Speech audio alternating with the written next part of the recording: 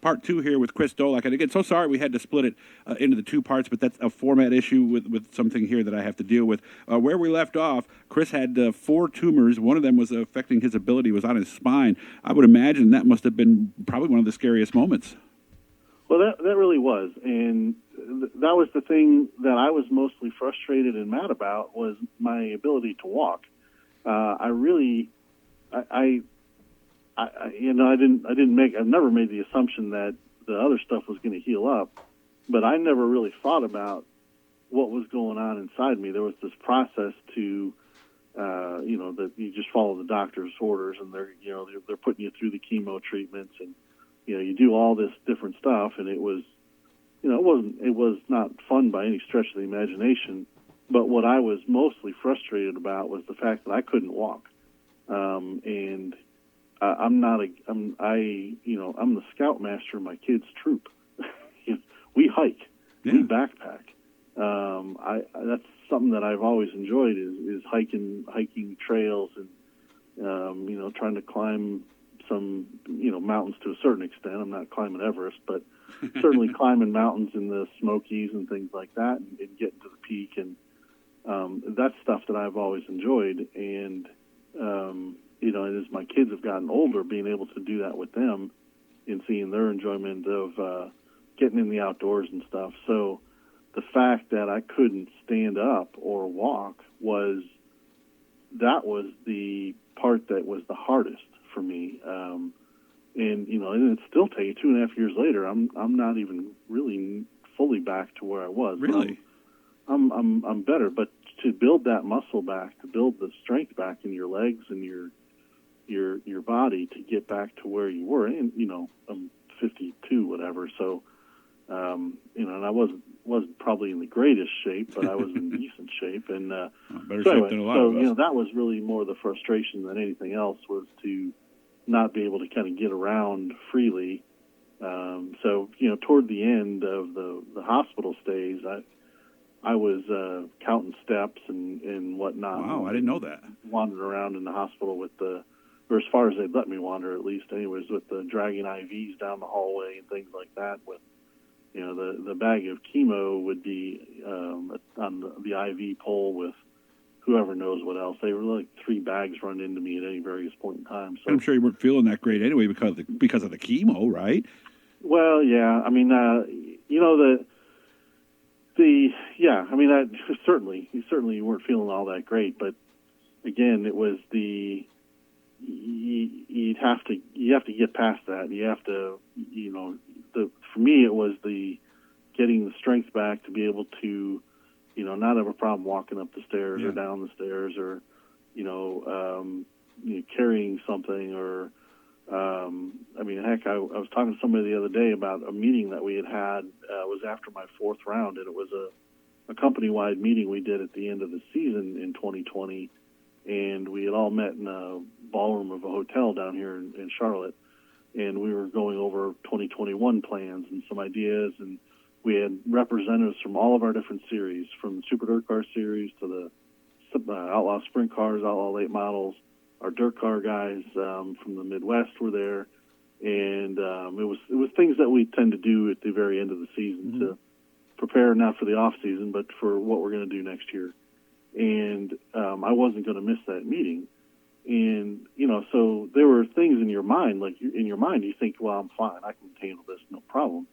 Well, I got to the parking lot of this place, and I drove, which was, that in its own right was probably not very smart, because I couldn't really move my leg all that well. So I was lifting my leg by my hand to get it off of the accelerator and whatnot. But then even just walking from the parking lot into the ballroom carrying my laptop bag, I had to stop and take a break just to get from that point to the room. And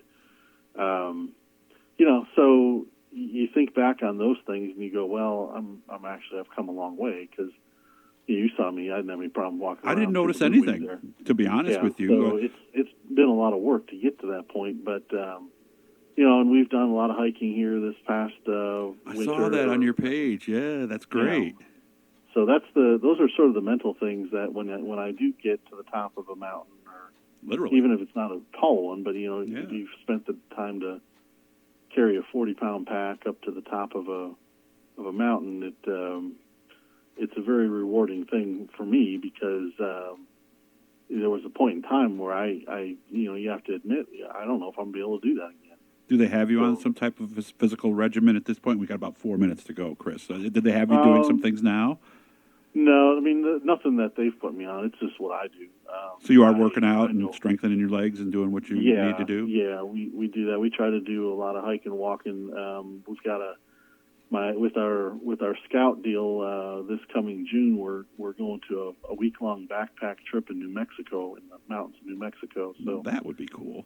Yeah, so as a group, we're working on training for that because the kids. I don't think it'll be a problem for the kids. They're ready. They're all in pretty good shape. But for us adults that are going along with this thing, we're like, oof, boy, that's how high is that mountain? It's 12,000 feet. We got to get up to the top of that. Okay. Yeah, that's 2 miles. That's over 2 miles, guys. So yeah, that's and it's uphill. So and it's on the air's thin. So right. I hadn't thought about that. So that's a goal. That's something that I've put out there and knew that we were going to do. And fantastic. You got to force yourself to get yourself and get your butt in gear to go do that because you know what it'll take everything it can to get you to do it. But once you're up at the top there and you're up there with your kid, it's pretty spectacular to do that. So as work-wise at this point, what are you working on right now? Right now, we're actually working on some things in the office. We've kind of overhauled our office in Concord, but we are full bore into the 2023 season. We have the Sunshine Nationals is January 20th, so it's coming up. Yeah, it's right around the corner, and then we'll go right into Dirt Car Nationals, and the full season is. Falls right in line after that. We've got some new stuff that we're trying with sprint cars this year, where we're gonna open up a bunch of the Pennsylvania tracks. So we're excited to see how that works. Working with all of our friends in Pennsylvania, and so that's a little bit different as far as the schedule goes. Super Dirt Car wise, up in the Northeast, like I said, we're gearing up for the 51st Super Dirt Week, and hard to believe, huh? What we're going to do there, yeah, it's pretty neat. We had a lot of fun at the 50th, and now the 51st. We're talking about a lot of things. We introduced some stuff last year, the golf tournament, the pancake breakfast, a lot of off the track stuff, but a lot of things that were different there. With the new gate, made things a lot better. We saw the track that was a big change and a good one.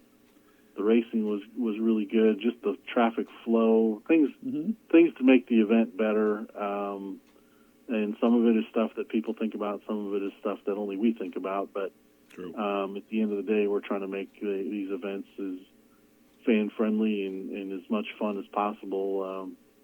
And we got a whole slew of ideas. I actually went to the F1 race down in Austin this past fall. Oh, just cool! Kind of down watched at the Circuit of the Americas. Yep. And took a lot of pictures and some ideas from there that I think that we can apply to some of the things that we do. Certainly that's a whole different world, but there are things that are happening there from an event perspective that actually I felt we did better than they did, and there are things that we can learn from. So very good. Just as it comes to putting an event on. I'm glad you're doing well, man. There's things about events. I'm going to have to meet you down there sometimes. I've done that on video games. I've seen a lot of pictures. I watch every race from there, so I can't wait to sometime get down there. I've only got a few seconds left. I just wanted to say from a personal note that this is the guy, if you're coming to a race and you're a member of the media, this is the guy you want to see in control because he understands what we need and he bends over backwards to help us out. So I appreciate all your help. Merry Christmas to you and your family. Happy holidays. And we'll make sure we do this after first of the year and get caught up on some more specifics. But I'm really, really happy for you, and I hope things continue to go well for you. Sounds good, Doug. Thank you, and Merry Christmas to you and your family as well. Hit the subscriptions, guys. We got a couple days here. We're taking you behind the scenes a little bit with some people. So I hope you enjoyed this, and I hope it encourages you and reminds you what's really important in life.